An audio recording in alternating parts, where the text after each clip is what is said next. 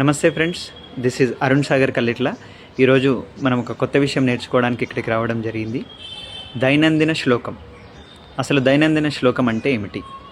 రోజువారీ ప్రార్థన, నిత్యం పఠించే పద్యం, మన ఇష్టదైవాన్ని స్మరిస్తూ పాడే శ్లోకాన్ని మనం దైనందిన శ్లోకం అంటాం.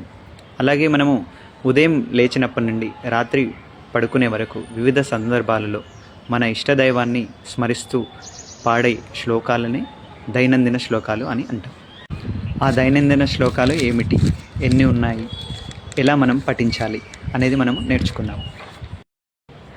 తెల్లవారుజామున నిద్ర లేచిన వెంటనే దేవుణ్ణి స్మరించే శ్లోకాలు, స్నానం చేస్తూ స్మరించే శ్లోకం, భోజనం చేస్తూ స్మరించే శ్లోకం, సంధ్యావేళలో స్మరించే శ్లోకం మరియు నిద్రించే వేళలో స్మరించే శ్లోకం.